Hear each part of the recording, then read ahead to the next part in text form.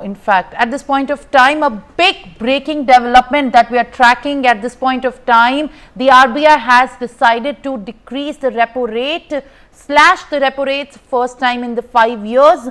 And in fact, this is the latest with what we are tracking at this point of time. Let's straight away cut to the RBI governor addressing.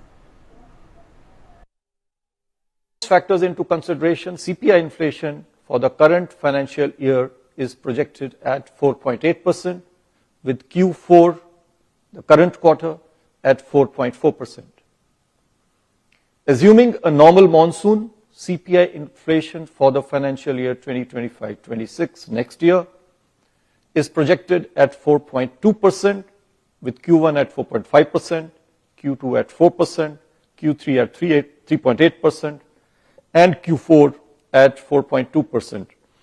The risks are evenly balanced. I will now come to the external sector. The India's current account deficit moderated from 1.3% of GDP in Q2 of last year to 1.2% in Q2 of this year, 24-25.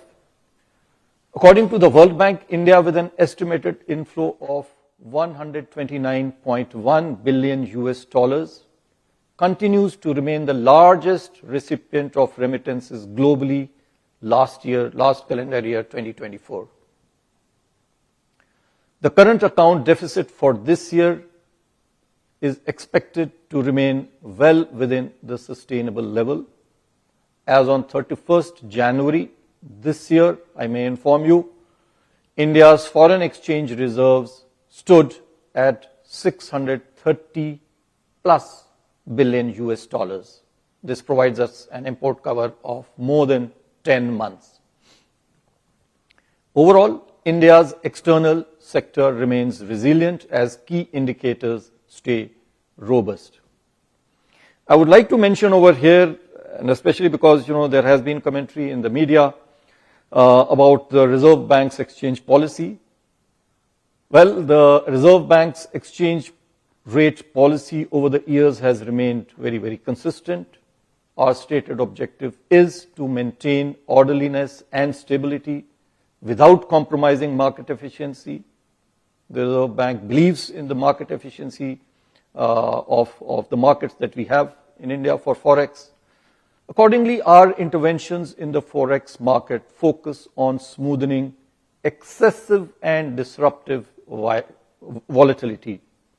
It does not target any specific exchange rate level or band. The exchange rate of the Indian rupee is determined by market forces, and we will continue with this policy. Coming now to liquidity and financial market conditions, I may state that after remaining in surplus from July to November 2024, system liquidity as measured by the average net position under the liquidity adjustment facility did turn into a deficit during December 2024 and January 2025. This drainage of liquidity is mainly attributed to advanced tax payments in December 2024. You are aware there are quarterly advanced tax payments to be made, December being that particular month. For the advanced tax payments for Q3, that did have an impact. Capital outflows, again, one has witnessed some capital outflows because of various reasons. Forex operations and a significant pickup in currency in circulation as we witness every year in January. It has been, however, I would like to mention over here that we have observed that some banks are reluctant to on-lend in the uncollateralized call money market. They are passively parking funds with the Reserve Bank. I take this opportunity to all the banks to urge them to actively trade amongst themselves in this uncollateralized call money market, so as to make it deeper and vibrant for better signal extraction from the weighted average call money rate. The Reserve Bank is committed. I want to assure everyone that the Reserve Bank is committed to provide sufficient system liquidity. We have taken a number of steps in this regard, and we will continue to monitor the evolving liquidity and financial market conditions and proactively take appropriate measures. I repeat, proactively take appropriate measures to ensure orderly liquidity conditions as may be required for the system. And when I say liquidity, it means not only transit, overnight liquidity, but also durable liquidity to meet the requirements of the system. I now come to financial stability. The system level financial parameters for the scheduled commercial banks continue to be healthy. The credit deposit ratio for the banking system at the end of January 2025 was at 80.8%, broadly similar to that on 30th September 2024. Bank liquidity buffers are sufficient, though the net interest margin moderated, return on assets and return on equity are robust. The system level parameters for NBFCs too are very healthy. I also take this opportunity today to mention that the Reserve Bank has been observing Financial Literacy Week annually since 2016. This is with the purpose to enhance financial education in our country. Last year too we did this campaign. This campaign was focused last year on empowering youth adults.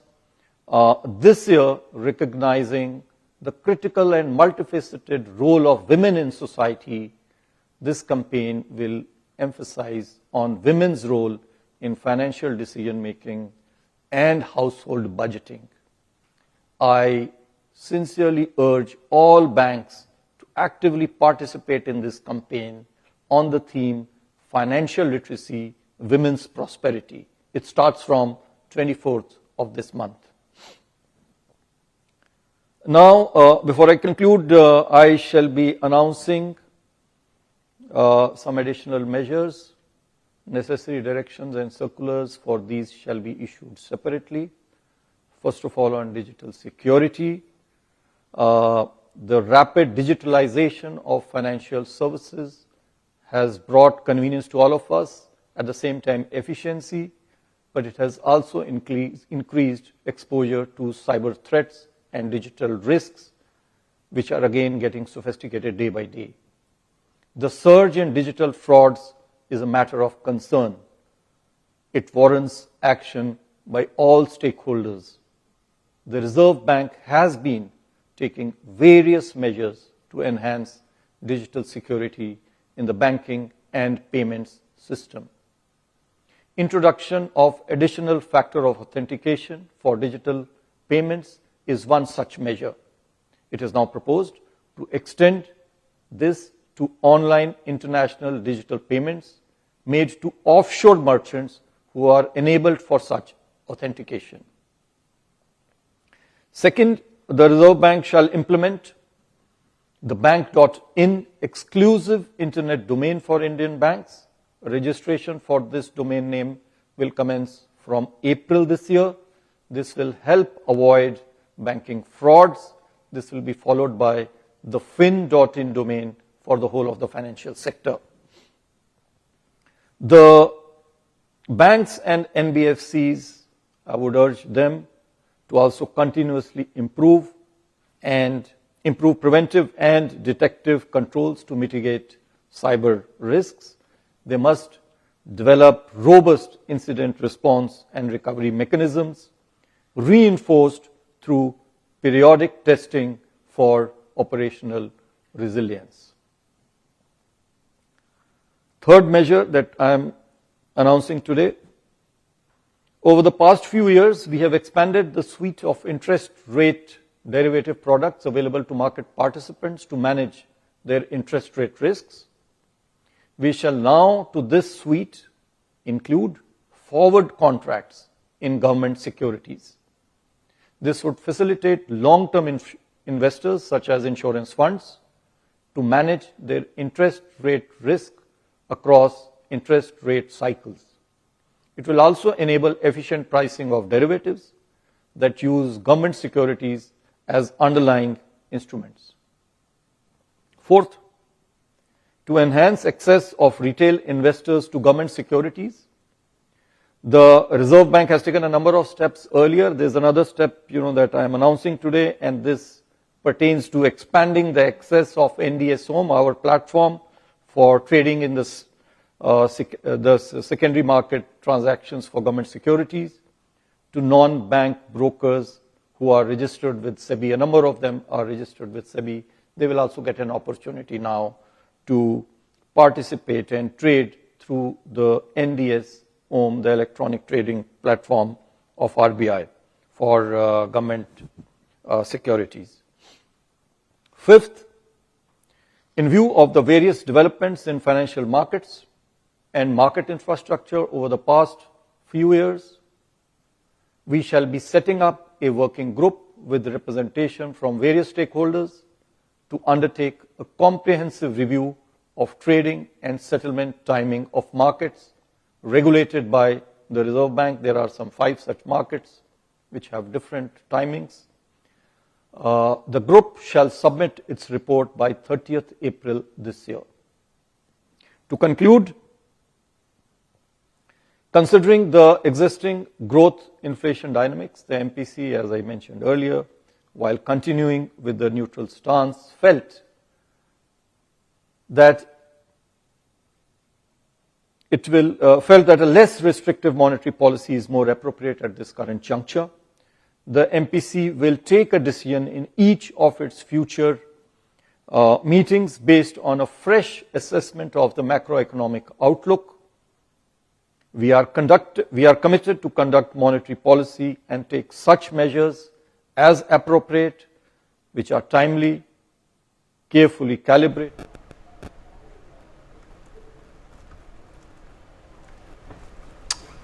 As in fact, viewers, this is the latest that we are tracking. The Reserve Bank of India has decided to cut the repo rate or the country's interest rate by 25 basis points, bringing it down to 6.25% compared to its previous 6.50% under the leadership of the newly appointed RBI Governor Sanjay Malhotra. This was announced by the government's banker after a 3-day monetary policy MPC committee that concluded on February 7th, and the RBI governor started his post-MPC speech with a great emphasis on maintaining price stability along with maintaining the aiding growth. The RBI has retained its GDP projection for the next financial year to be at 6.7%. Dr. Sharat Kohli is joining me live on the broadcast at this point of time. Sir, appreciate you joining me live on the broadcast. A big decision, in fact, after the union government has announced the middle class bonanza of the income tax slab. Now the repo rates have been slashed for the first time in 5 years. How do you react? Good morning. Yes, indeed, a very welcome move, Simran, and I think it should bring relief for the people who pay their EMIs, for cars, for housing, for all kinds of loans that they take. The rate should see coming down. It's been happening after a long time. You're right, and I think it's a double relief for the middle class, because they are the ones who are taking these loans the most. After the, you're right, as for the income tax reduction, after the income tax reduction, this is reduction in their EMIs. The borrowing will become cheaper. There will be more liquidity in the market. This will further spur the demand. Basically, the income tax cut was done to spur the demand. This will further spur the demand. And I think it will provide the much needed relief to the economy. It will serve as another booster dose for the economy. Although the cut is very marginal, 25 basis points, but yes, it does make a difference. I'm sure there will be further cuts in the meetings to come. We all know they meet after every 2 months. So we should expect another cut in the near future, provided the inflation remains under control. On the growth forecast, I think the RBI governor is quite hopeful that will recover. The GDP will recover, although the global headwinds would be there, the global challenges would be there. We are doing much better than the world, and we are seeing green shoots in the economy on many high-frequency indicators, where the economy seems to be in a recovery mode after being sluggish for a couple of quarters before this.